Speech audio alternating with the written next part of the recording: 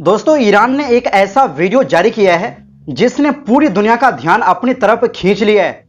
इस वीडियो में ईरानी कमांडो समुद्र के बीच एक बड़े जहाज पर कब्जा करते हुए नजर आ रहे हैं। बताया जा रहा है कि ईरान ने हाल ही में 2 जहाजों को अपने कब्जे में लिया, जिनमें से एक जहाज भारत की तरफ आ रहा था। वीडियो में साफ दिख रहा है कि नकाब पहने कमांडो तेज स्पीड बोट से जहाज का पीछा करते हैं और फिर उस पर चढ़कर उसे अपने कंट्रोल में ले लेते हैं। यह पूरा वीडियो किसी फिल्म की तरह बनाया गया है, बिल्कुल हॉलीवुड स्टाइल में। कई लोग इसे एक तरह से अमेरिका के राष्ट्रपति डोनाल्ड ट्रंप को सीधी चुनौती मान रहे हैं। खास बात यह है कि यह वीडियो उस समय सामने आया है जब ट्रंप ने हाल ही में 2 हफ्ते की युद्ध विराम को बढ़ाने का फैसला लिया था, लेकिन इसके बावजूद हालात शांत नहीं हुए। रिपोर्ट के मुताबिक ईरान ने 3 जहाजों पर फायरिंग की, जिनमें से 2 को कब्जे में लेकर अपने तट पर ले जाया गया। युद्ध शुरू होने के बाद यह पहली बार है जब ईरान ने खुले तौर पर जहाजों को कब्जे में लिया है।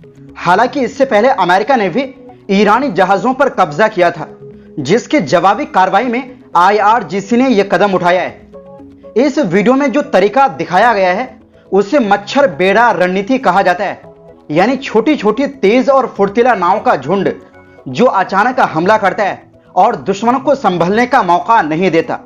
यह रणनीति खास तौर पर ईरान की force Islamic revolutionary guard IRGC इस्तेमाल करती है। यह वीडियो ट्रंप के उस दावे के बिल्कुल उलट है जिसमें उन्होंने कहा था कि युद्ध में ईरान की नौसेना लगभग खत्म हो चुकी है, लेकिन इस ऑपरेशन से ईरान ने दिखाने की कोशिश की है कि उसकी समुद्री ताकत अभी भी बरकरार है। अब सबसे बड़ा कदम जो ईरान ने उठाया है वो और भी चौंकाने वाला है।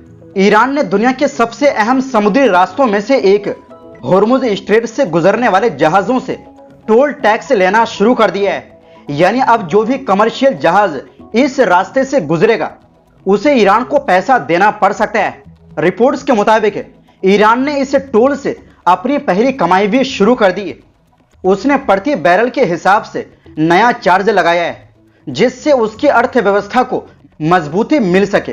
खासकर मौजूदा प्रतिबंधों के बीच इस कदम का सीधा मतलब है कि ईरान ने ट्रंप की चेतावनियों को नजरअंदाज कर दिया है।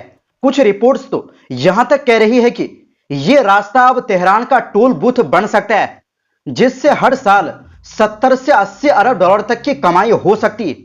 हालांकि इस फैसले के बाद दुनिया भर में चिंता भी बढ़ गई है, क्योंकि यह रास्ता ग्लोबल ट्रेड के लिए बहुत जरूरी है और यहां किसी भी तरह का तनाव पूरी दुनिया की अर्थव्यवस्था पर असर डाल सकता है। और इसी बीच दोस्तों, जर्मनी में रजा पहलवी यानी वही अमेरिका इजरायल की कठपुतली जो ईरान पर हमले का समर्थन किया था और खामेनी की सरकार को उखाड़ फेंकने का सपना देख रहे थे, तो इस रजा पहलवी के ऊपर जर्मनी में टमाटर स्प्रे से हमला हुआ है। रिपोर्ट्स के मुताबिक किसी शख्स ने उनके ऊपर टमाटर वाला घोल फेंक दिया, जिससे वहां मौजूद लोगों के सामने उन्हें काफी शर्मिंदगी का सामना करना पड़ा। इस घटना का वीडियो तेजी से फैल रही है। तो इसी के साथ बढ़ते हैं अगली खबर की तरफ।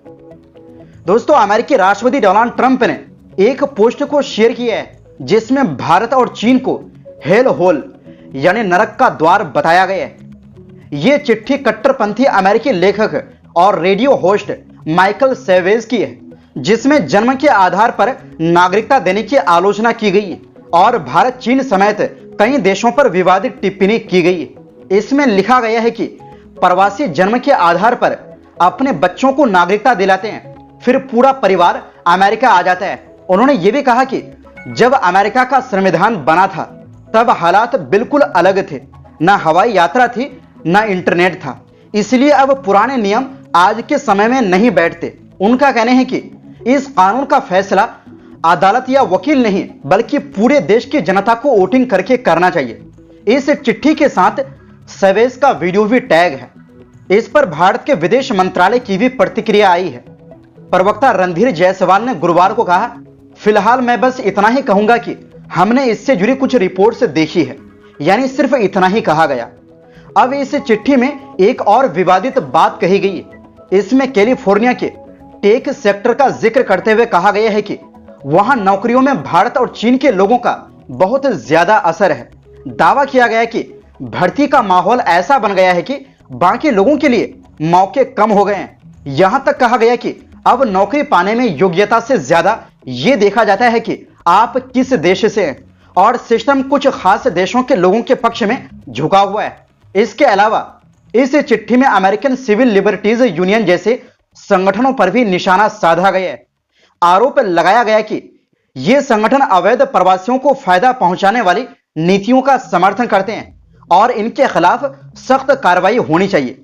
साथ ही यह भी कहा गया कि प्रवासी लोग स्वास्थ्य सेवाओं और सरकारी योजनाओं का ज्यादा इस्तेमाल करते हैं, जिससे टैक्स देने वालों पर बोझ बढ़ता है।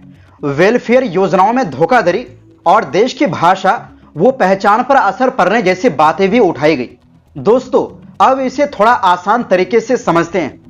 अमेरिका में एक कानून है जिसके तहत अगर कोई बच्चा वहां पैदा होता है तो उसे अपने आप नागरिकता मिल जाती है। यह कानून 1868 में लागू हुआ था, जब अमेरिका में गृह युद्ध खत्म हुआ था। उस समय इसका मकसद गुलामी झेल चुके अश्वेत लोगों को नागरिकता देना था। लेकिन आज कुछ लोग कहते हैं कि इस कानून का गलत फायदा उठाया जा रहा है। लोग खास तौर पर अमेरिका जाकर बच्चे को जन्म देते हैं ताकि उन्हें नागरिकता मिल जाए।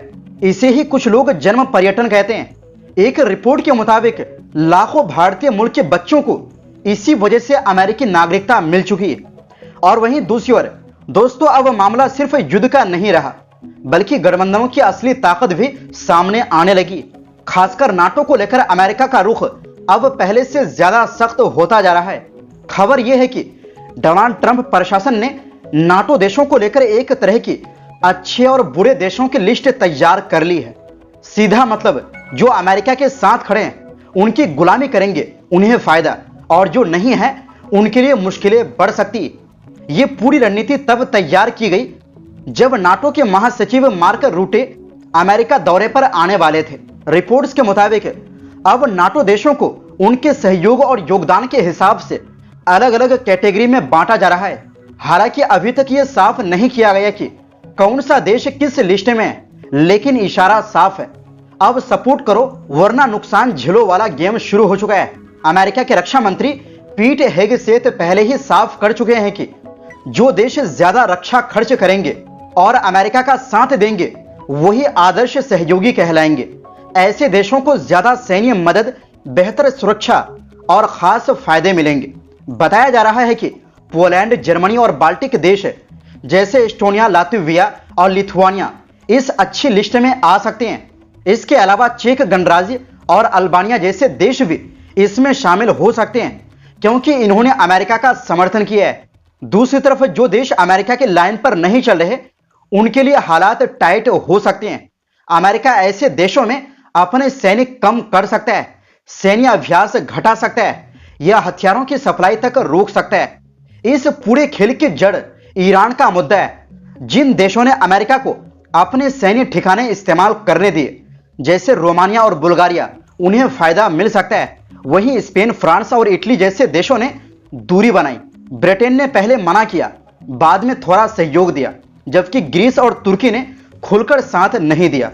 सबसे ज्यादा फायदा पोलैंड जैसे देशों को हो सकता है, जहां पहले से 10,000 अमेरिकी सैनिक तैनात है और वहां की सरकार खुद उनका खर्च भी उठाती है। लेकिन इस नीति की आलोचना भी हो रही है।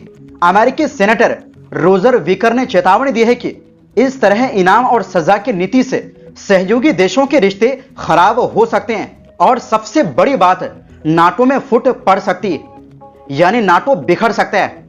तो दोस्तों, फिलहाल के लिए इस रिपोर्ट में बस इतना ही।